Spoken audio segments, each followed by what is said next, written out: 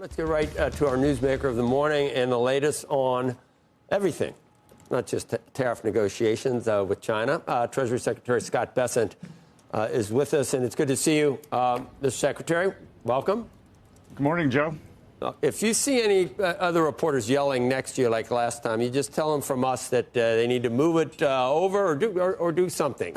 I don't hear any, I think we're looking good at this point. All set. Okay. Where are we? I know that there's a lot of questions. We just mentioned China. Let's start with China. Where are we with China? Are there negotiations? Was there a phone call with President Xi and President Trump? You know, Joe, Treasury Secretary does a lot of things. Running the White House switchboard into one of them. So all aspects of government are in contact with China.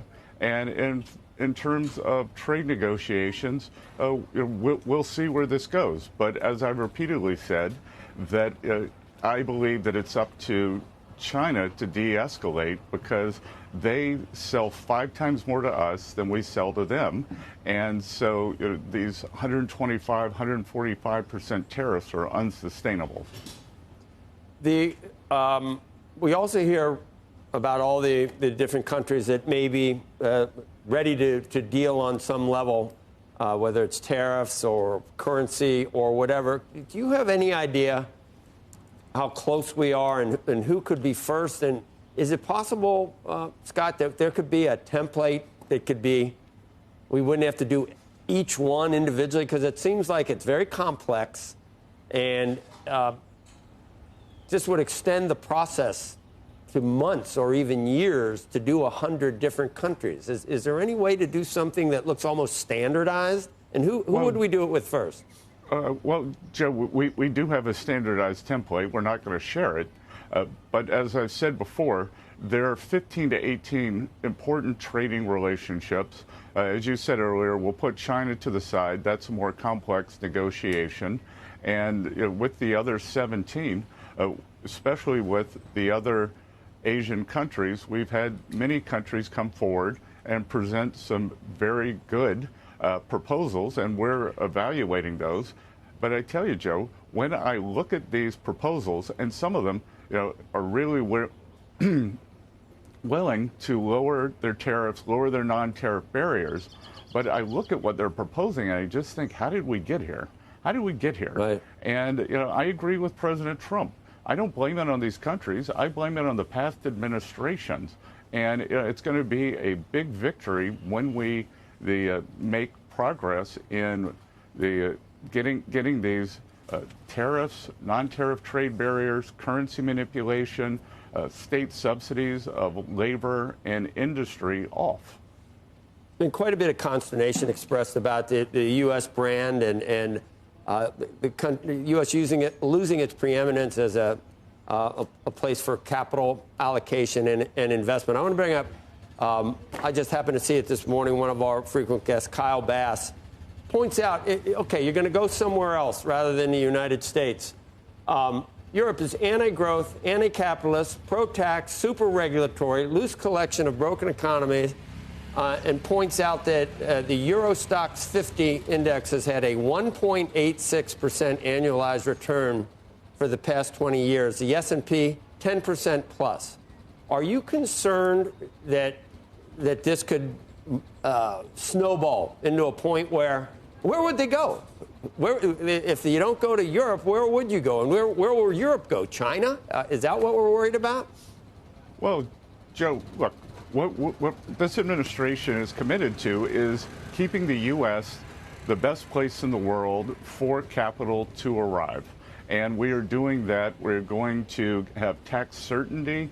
We are going to not be taken advantage of in trade anymore. And we are going to deregulate the deregulated large economy in the world. If you look at the Draghi report, he says that Europe has basically tariffed themselves. I think it's 50% on goods, 100% on services, and we'll see if they can make any progress there.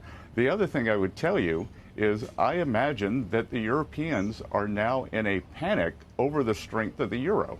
And you're going to see the ECB start cutting rates to try to get the euro back down. Europeans don't want a strong euro. We have a strong dollar policy. We just saw this unfortunate incident where China claimed sovereignty over a Philippine island. Are you going to send your capital to a country that behaves like this? Mr. Secretary, I have a question that relates back to China, but also back to a comment that you made last week that I think actually moved the market. So last Tuesday, you had a meeting that JP Morgan hosted. This was this private investor summit, and your comments either leaked out or got out. And those comments, if you really look at the market, moved the market materially higher on the back of them, where you said, quote, there will be a de-escalation in the very near future. That was the quote.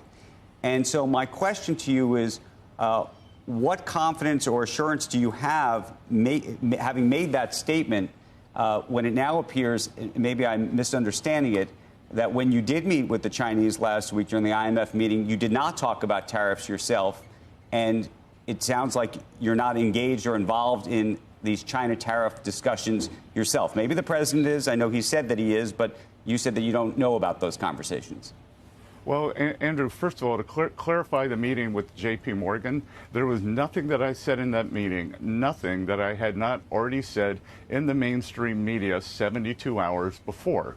So I was surprised when the market rallied. And if you were to look at what happened after the meeting, after I sat down for a press conference, markets sold off. So if you bought during the meeting, you actually lost.